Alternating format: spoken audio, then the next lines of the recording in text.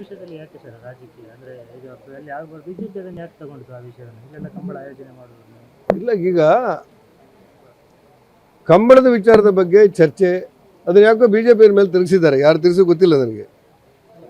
ಒಂದು ವಿಚಾರಗಳು ತಮ್ಗೆ ಗೊತ್ತಿರಲಿ, ಸದಾನಂದ ಗೌಡರು ಮುಖ್ಯಮಂತ್ರಿ ಆಗಿದ್ದಾಗ ಪ್ರಥಮ ಬಾರಿಗೆ ಕಂಬಳಕ್ಕೆ ಪ್ರಾಯೋಜಕತ್ವವನ್ನು ಕೊಟ್ಟು 5 ಕೋಟಿ ರೂಪಾಯಿಯನ್ನು ಬಿಡುಗಡೆ ಮಾಡಲಾಯಿತು. ಯಾರಿಗಾದ್ರೂ ನೆನಪಿದ್ರೆ, ಸದಾನಂದ ಗೌಡರು ಮುಖ್ಯಮಂತ್ರಿ ಆಗಿದ್ದಾಗ ಕಂಬಳಕ್ಕೆ ಪ್ರೋತ್ಸಾಹ ಕೊಟ್ಟು ಪ್ರಥಮ ಬಾರಿಗೆ 5 ಕೋಟಿ ರೂಪಾಯಿಯನ್ನು ಬಿಡುಗಡೆ ಮಾಡಿ ಆಯಾ ಕಡೆಗಳು ಕಂಬಳ ನಡೀಬೇಕಂತ ಪ್ರೋತ್ಸಾಹಧನವನ್ನು ರಾಜ್ಯದಲ್ಲಿ ಕೊಡಲಾಯಿತು ಕರಾವಳಿ ಜಿಲ್ಲೆಗೆ.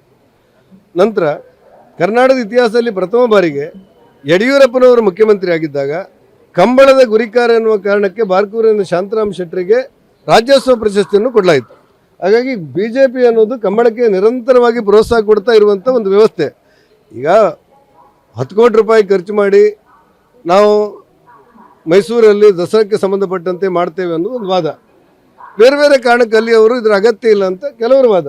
ಈ ವಾದಗಳನ್ನು ಒಂದು ಸಮತೋಲ ಮಾಡಿ ರೈತರನ್ನು ಕರೆದು ಕಂಬಳದ ಗುರಿಕಾರರನ್ನು ಕರೆದು ಇದನ್ನು ಸರಿಪಡಿಸ್ಕೊಳ್ಳೋಣ, ನಿಮ್ಮ ಅಭಿಪ್ರಾಯ ಏನು ಕೇಳಬೇಕಾದದ್ದು ಮುಖ್ಯಮಂತ್ರಿಗಳ, ಕ್ರೀಡಾ ಮಂತ್ರಿಗಳಿಲ್ಲದೆ ಇದ್ದರೆ ಮುಖ್ಯಮಂತ್ರಿಗಳ ಸರ್ಕಾರದ ಜವಾಬ್ದಾರಿ.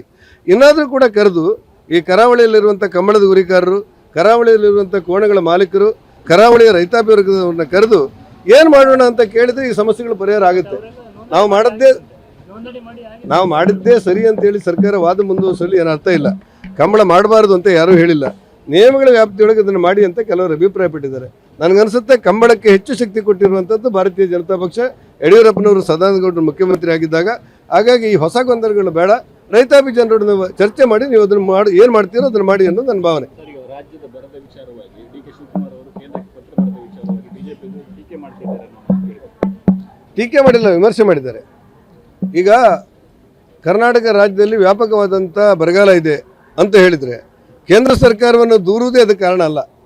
ಬರಗಾಲ ಇಷ್ಟು ಪ್ರಮಾಣದಲ್ಲಿದೆ, ಇಷ್ಟಿನ ಅವಶ್ಯಕತೆಗಳಿದೆ, ಹಾಗಾಗಿ ನೀವು ನಮ್ಮ ನೆರವಿಗೆ ಬರಬೇಕು ಅಂತ ಹೇಳಲಿಕ್ಕೆ ಹಕ್ಕಿದೆ. ಜೊತೆಯಲ್ಲಿ ನಾವಿಷ್ಟು ಹಣವನ್ನು ಒದಗಿಸ್ತಾ ಇದ್ದೇವೆ, ಕೇಂದ್ರ ಸರ್ಕಾರ ಇಷ್ಟು ನೆರವು ಕೊಡಿ ಅಂತ ಹೇಳುವುದಿದೆ. ಇಲ್ಲಿಯವರೆಗೆ 3 ವರ್ಷಗಳಲ್ಲಿ ಸರ್ಕಾರ ಒಂದೇ ಒಂದು ಬಡವರಿಗೆ ಮನೆ ಕೊಟ್ಟಿಲ್ಲ, ಒಂದೇ ಒಂದು ಬಡವರಿಗೆ ಮನೆ ಕೊಟ್ಟಿಲ್ಲ. ಕೇಂದ್ರ ಸರ್ಕಾರ ಕೊಟ್ಟಿದ್ದನ್ನು ಇಂಪ್ಲಿಮೆಂಟ್ ಮಾಡ್ತಾ ಇಲ್ಲ. ನಿಮ್ಮ ರಾವತ್ ಆರೋಗ್ಯ ಯೋಜನೆಯಡಿ ಅಪಘಾತ ಆದರೆ 1.5 ಲಕ್ಷ ರೂಪಾಯಿ ಕೊಡಲಿಕ್ಕೆ ಕೇಂದ್ರ ಸರ್ಕಾರ ಇವತ್ತು ಯೋಜನೆ ರೂಪಿಸಿದೆ. ಕರ್ನಾಟಕ ರಾಜ್ಯದಲ್ಲಿ ಅನುಷ್ಠಾನ ಮಾಡ್ತಾ ಇಲ್ಲ.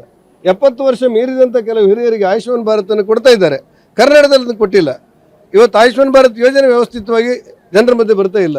ಆ ಕಾರಣಕ್ಕೆ ಕೇಂದ್ರ ಸರ್ಕಾರದ ನೆರವನ್ನು ಪಡಿಬೇಕು, ಕೇಂದ್ರಕ್ಕೆ ಕೊಡಬೇಕಾದಂಥ ಸಹಕಾರವನ್ನು ಕೊಡಬೇಕು ಅನ್ನೋದು ನಮ್ಮ ಆಗ್ರಹ. ಆ ಹಿನ್ನೆಲೆಯಲ್ಲಿ ಬರಪೀಡಿತ ಪ್ರದೇಶಕ್ಕೆ ನೆರವಿಗೆ ಕೇಂದ್ರ ಸರ್ಕಾರವೂ ಬರುತ್ತೆ. ಈಗಾಗಲೇ ಅದೆಲ್ಲ ಯೋಜನೆಗಳು ಇದೆ, ಕೇಂದ್ರದಲ್ಲಿ ಇದೆ. ಜೊತೆಗೆ ರಾಜ್ಯದ ಜವಾಬ್ದಾರಿಯನ್ನು ನೀವು ಮರಿಬಾರ್ದು. ಬರೇ ಕೇಂದ್ರಕ್ಕೆ ಒಂದು ಪತ್ರ ಬರೆದು ಕೈ ತೊಳ್ಕೊಳ್ಳೋದು, ದೂಷಣೆ ಮಾಡೋದು, ದೂರುವುದು, ಆಪಾದನೆ ಮಾಡೋದು ರಾಜಕಾರಣದ ಆರೋಗ್ಯ ದೃಷ್ಟಿಯಿಂದ ಒಕ್ಕೂಟದ ವ್ಯವಸ್ಥೆಯಲ್ಲಿ ಒಳ್ಳೇದಲ್ಲ ಅಂತ ನಮಗನ್ಸು.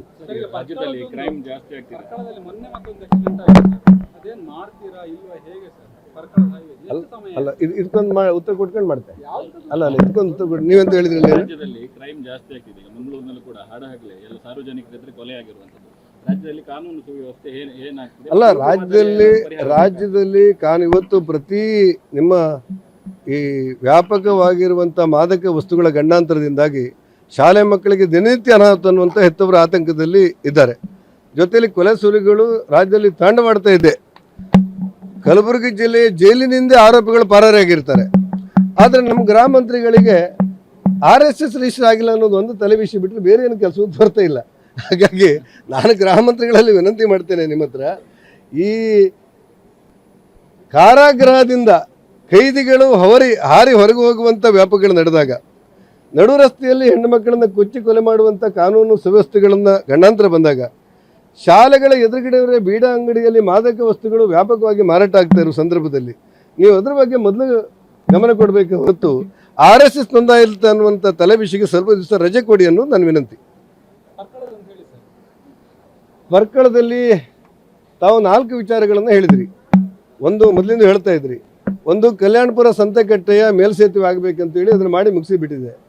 ಆನಂತರ ಇರುವುದು ನಿಮ್ಮದು ಅಂಬಲಪಾಡಿಯ ಮೇಲ್ಸೇತುವೆ ಬಗ್ಗೆ ನೀವೇ ಪ್ರಶ್ನೆ ಕೇಳಿದರೆ ಅದು ಇವತ್ತು ಲೋಕಕ್ಕೆ ಸಮರ್ಪಣೆ ಆಗಿದೆ. ನಿಮಗೇನು ತೊಂದರೆ ಇಲ್ಲ, ನೀವೆಲ್ಲ ಖುಷಿ ಪಡ್ತೀರಿ ಅಂತ ನನ್ನ ಭಾವನೆ. ಇನ್ನಿರುವುದು ಅರ್ಧಂಬರ್ಧ ಅಂತ ಹೇಳಿದರೆ ಈ ಮಳೆಗಾಲದಲ್ಲಿ ತುರ್ತಾಗಿ ವಾಹನಗಳಿಗೆ ಮುಕ್ತ ಮಾಡಿದ್ದೇನೆ ಅಂತ ಹೇಳಿದೆ ನಾನು. ಅಲ್ಲ, ಯಾವ ಡೇಂಜರು ಇಲ್ಲ. ನೀವೀಗ ನಾವು ಕೊಟ್ಟ ನಂತರ ಏನೂ ಡೇಂಜರ್ ಆಗಿಲ್ಲ. ನಿಮಗೆ ಡೇಂಜರ್ ಆಗದೇ ಇರಲಿ ಅಂತೇಳಿ ಆಸೆ ಪಡಬೇಕು ಅನ್ನೋದು ನನ್ನ ಆಶಯ. ಇನ್ನಿರುವುದೇನೆಂದರೆ ಈ ಕಡಪಾಡಿಯ ಅಂಡರ್ ಪಾಸ್ ಪ್ರಥಮ ಬಾರಿಗೆ 6 ತಿಂಗಳಲ್ಲಿ ಒಂದು ಭಾಗವನ್ನು ಬಿಟ್ಬಿಟ್ಟಿದ್ದೇವೆ. 6 ತಿಂಗಳಲ್ಲಿ ಒಂದು ಭಾಗ ಬಿಟ್ಟು ಇನ್ನೊಂದು ಮತ್ತೊಂದು ಕಡೆ ಕಾಮಗಾರಿ ಆಗ್ತಿದೆ. ಪರ್ಕಳ ಕೋರ್ಟಲ್ಲಿದೆ. ಕೋರ್ಟಲ್ಲಿ ನಿರಂತರವಾಗಿ ಒಂದ್ಸತಿ ನಾನೇ ವಕೀಲರ ಹತ್ರ ಹೋಗಿ ಮಾತಾಡಿ ರಾಜ್ಯ ಸರ್ಕಾರದ ಮೂಲಕ ಕೇಂದ್ರ ಸರ್ಕಾರದ ವಕೀಲರ NHO ಅಧಿಕಾರಿಗಳ ಮೂಲಕ ಅದನ್ನು ತೆರವು ಮಾಡಿಸಿದೆ. ಮತ್ತೆ ಒಂದೆರಡು ಜನ ಹಠ ಹಿಡಿದು ಕೋರ್ಟಿಗೆ ಹೋಗಿದ್ದಾರೆ.